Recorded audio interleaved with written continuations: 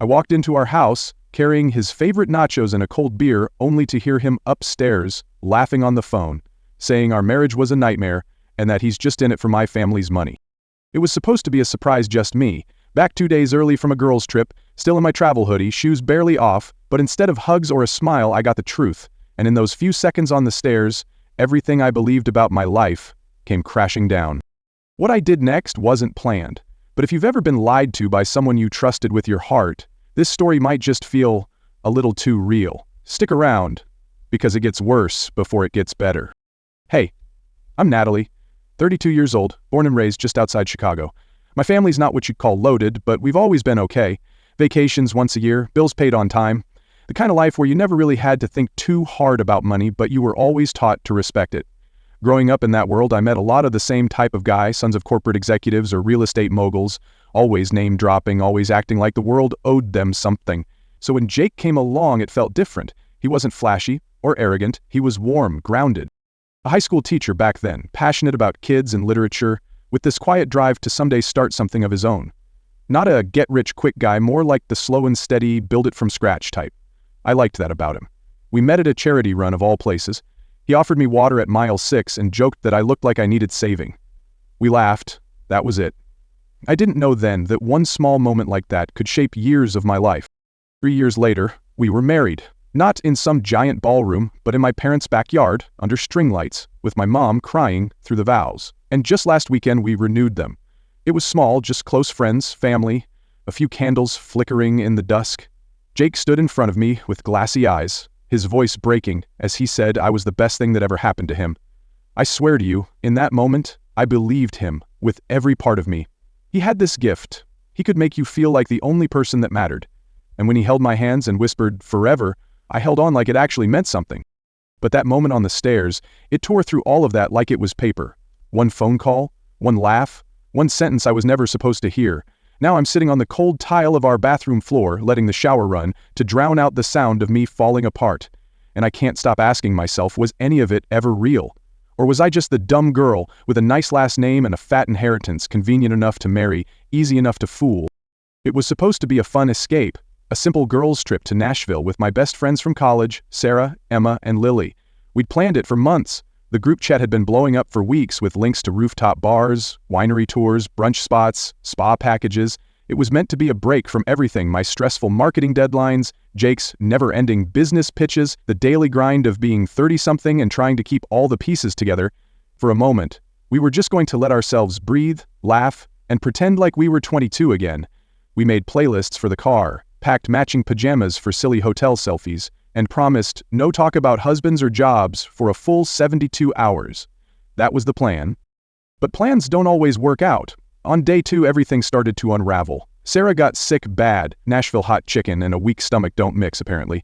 Emma got dragged into some emergency Zoom meeting and spent half the night pacing the hotel room in her blazer and pajama bottoms. And the vibe just shifted. It wasn't bad, just off. Like the universe was nudging us to go home. We ended the trip early, agreeing we'd try again next spring, and on the flight back I kept thinking maybe this is a sign to go surprise Jake. He'd been sending me sweet little miss you photos all weekend. One was of him in our living room, wrapped in the throw blanket I got him last Christmas, holding a mug with that puppy dog face he does whenever I travel. The caption read, "This couch is colder without you." Cute, right? So I landed a day early, giddy with the thought of catching him off guard. I stopped by his favorite dive spot for loaded nachos, extra jalapenos the way he likes, and picked up a 4-pack of overpriced craft beer from that little shop near the house. I even double-checked the label to make sure I got the hazy IPA he's obsessed with. I was already picturing his goofy smile, the way he'd pretend to act shocked even though I was standing right there with food in hand. The kind of moment people post on TikTok, surprising my husband after a girls' trip with soft music and a long hug. That was the scene in my head. When I got home, I parked in the driveway like normal, but I used the side garage door to sneak in quietly. Our house has this odd layout. The garage opens near the laundry room, which wraps around toward the kitchen, and there's a hallway that keeps the living room tucked out of sight. So I knew I had cover. The house was quiet except for one sound, Jake's voice upstairs. He was in his gaming den, a space he carved out for himself over the garage, where he takes calls, streams, or thinks about his next business play, as he likes to put it. I smiled when I heard him talking, Figured he was catching up with a friend or maybe brainstorming some app idea again. I set the food down on the counter, kicked off my shoes, and crept toward the stairs. I was ready to pop my head in and yell something stupid like "Delivery from Nacho Queen," but I stopped halfway up when I heard what he was saying. The words weren't loud, but they hit like a slap. Marriage is a total nightmare, man. I wake up every day regretting it. I froze. My hand still rested on the banister, my heart thudding so hard I felt it in my ears. I waited for a laugh, for some follow-up like, "Just kidding," or "Don't tell Nat." But it never came. His voice stayed steady, even casual. If it wasn't for her family's cash, I'd be out the door. My stomach flipped. I leaned closer, hoping, praying I had misheard. But he kept talking. "The only good thing is, I don't stress about rent or bills anymore. That vow renewal last week? Pure torture, bro. Faking all that romantic crap for her family's misty eyes? I'm Oscar Weatherly at this point." I had to grip the railing just to stay upright. My mouth went dry, tears were already rising. But I didn't blink. I couldn't look away from this invisible scene unfolding upstairs, from the man I thought loved me peeling off every mask he'd worn in front of me. Then he said it, the part that still echoes in my head. "Her dad's talking about pulling me into the family business next year. Once I'm set there, I'll have options more than just being the money wife's husband." Money wife. That's what he called me. Not Nat, not my partner, not even the woman I married. Just a walking checkbook, with good connections and a big enough bank account to make his life comfortable. 3 years of anniversaries, inside jokes, lazy Sundays, holiday trips with my family, all reduced to one phrase that made me feel cheap. Like a prop. Like an investment he was milking for returns. I didn't say a word. I didn't walk up those stairs. I backed away slowly, hands shaking, and sat on the floor of our laundry room where he couldn't see me. I stared at the cold tiles and listened to his voice trail off, light and breezy like he'd just wrapped up a podcast chat, and in that moment, I knew something inside me had snapped. Something quiet, but final.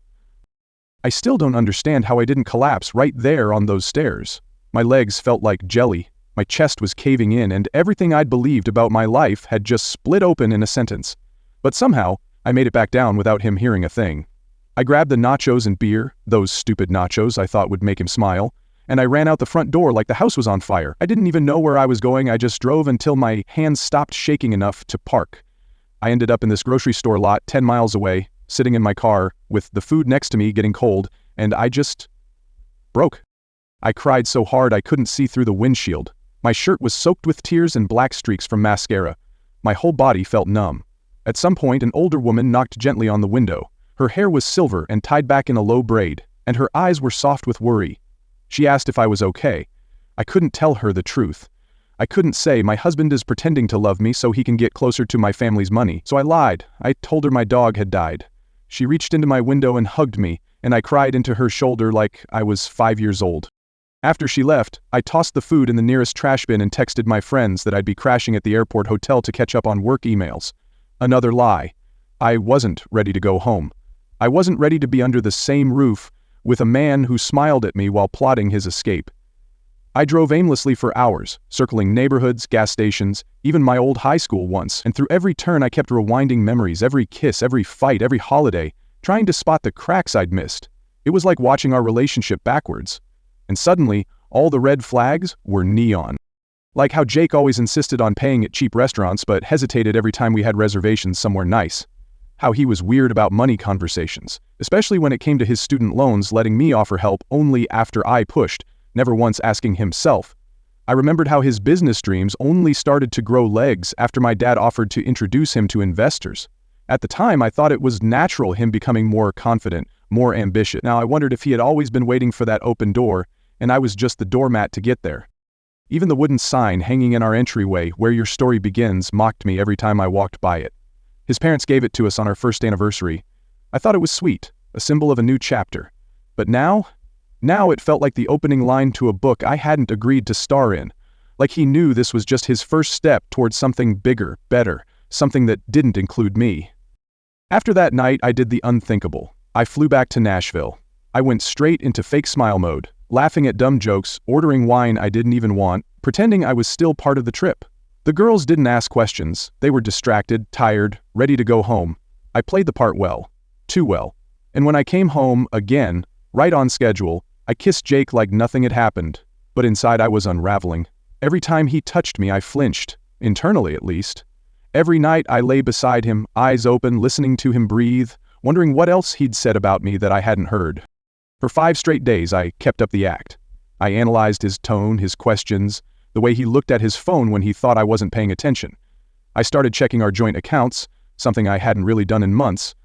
And there it was, little withdrawals, small amounts like $200, 0 cents here, $300, 0 cents there, just below the level where we usually sit down and talk about it. Nothing huge, nothing flashy, but consistent, quiet, like he was building a cushion.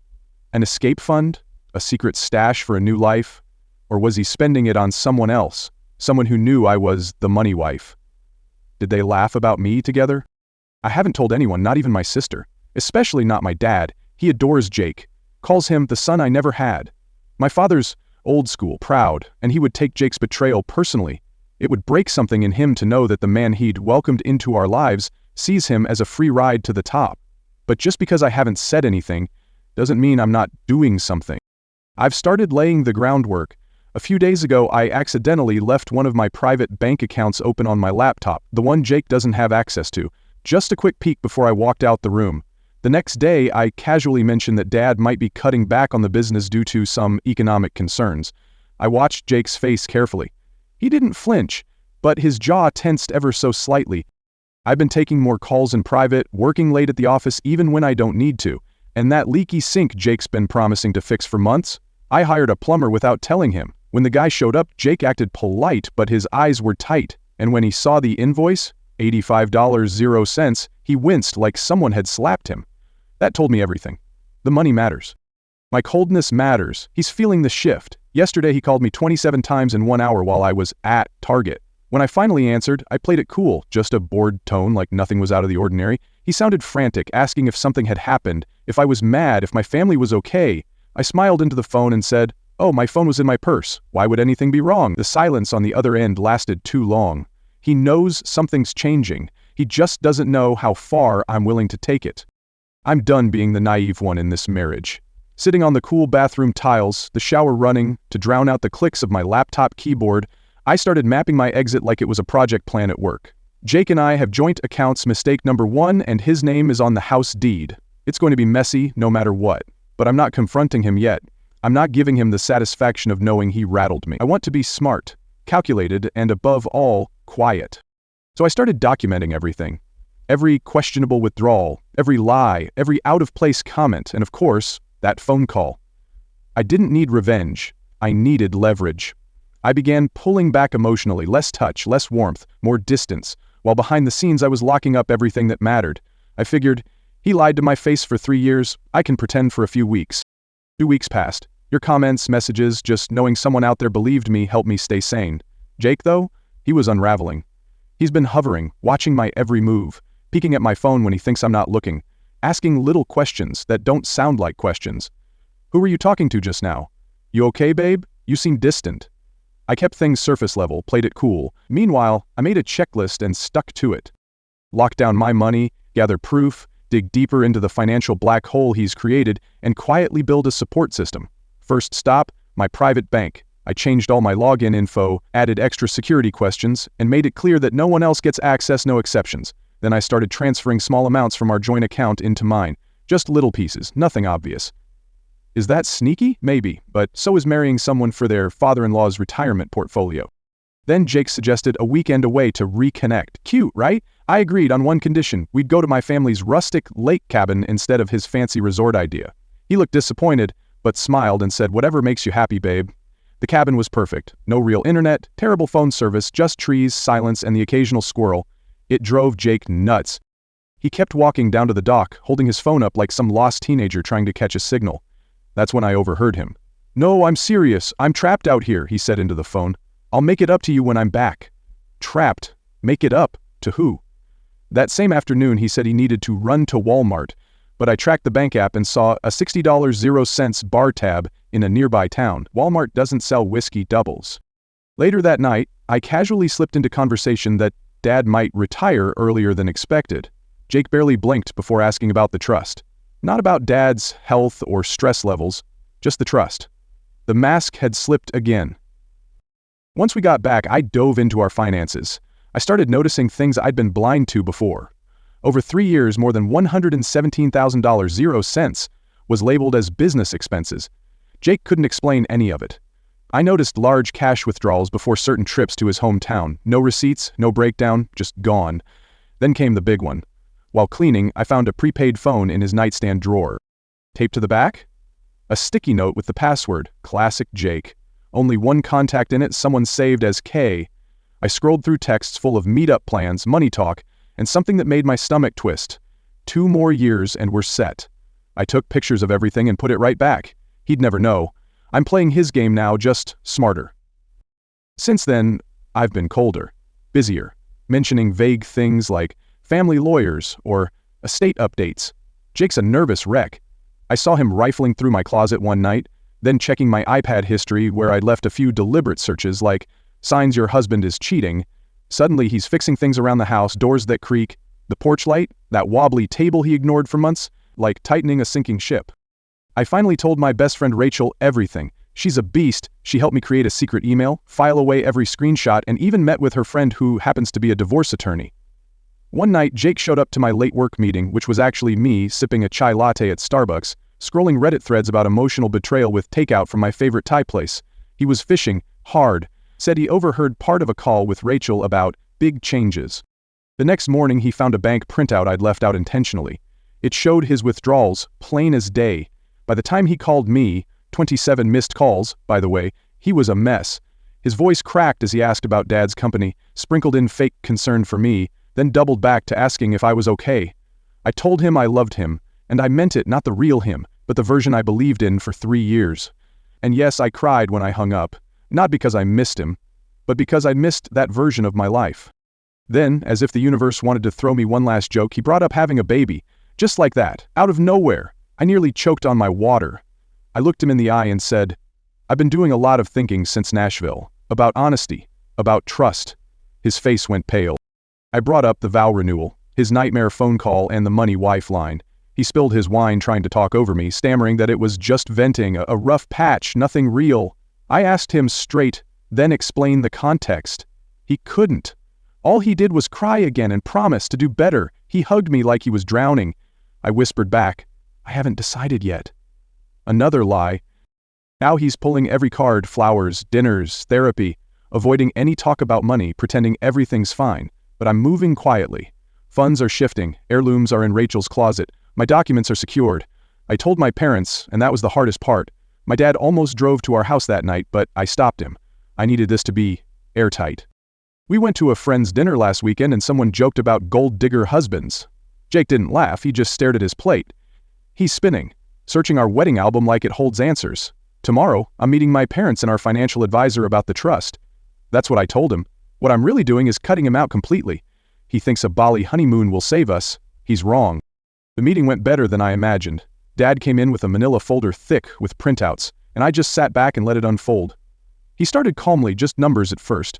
Jake's withdrawals, cash transfers, business expenses that never lined up. Then came the messages to Kay, which turned out to be Kelly, his ex, who he's apparently been funding this whole time. Next, a printed transcript of that infamous marriage is a nightmare phone call. Jake's face shifted in real time, first confused, then pale, then completely panicked. He tried to argue, of course, said the messages were taken out of context, that he was venting to a friend, that Kelly was just a friend in need. Mom didn't even blink. She looked him square in the eye and said, "You're a gold-digging parasite." Jake actually tried to sweet-talk her, like she'd forget the fact that he conned her daughter.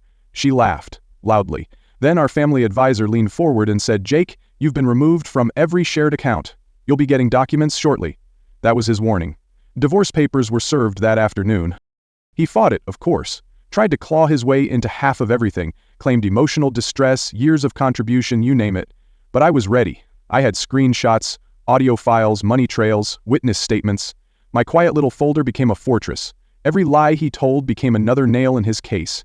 He ended up with less than he expected and honestly more than he deserved, but at least now, he's out of my life, legally, emotionally, and financially.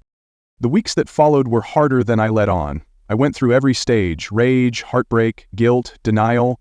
I replayed things in my head. Was there something I missed? Was I too trusting? My therapist helped me pull out of that spiral. She said something that stuck. He fooled you because he was good at lying, not because you were bad at loving. That was the shift I needed. I stopped blaming myself. I stopped mourning the version of Jake I made up in my head, and I moved on. I got a tiny apartment downtown. Not glamorous, not picture perfect, but it's mine. No one else's name on the lease. I fill it with sunlight, candles, and peace. I go to the same Starbucks every Saturday, sit in the corner by the window, and let myself laugh too loud if something's funny. I don't check my phone 100 times a day.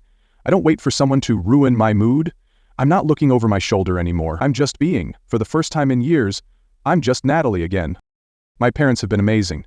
Dad apologized for not warning me about men like Jake.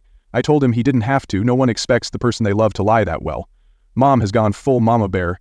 She sends me articles about spotting gold diggers and tries to set me up with men she met at book club. I told her I'm not there yet. And that's okay. I'm not rushing into anything. I'm still rebuilding, still healing, still remembering how to trust myself before I trust someone else. Rachel's been my anchor, Sarah too. They've sat with me through meltdowns, helped me pack up the house, brought wine and takeout when I didn't feel like talking. Emma struggled at first. She used to be close with Jake, believed his misunderstood good guy act. But she came around eventually.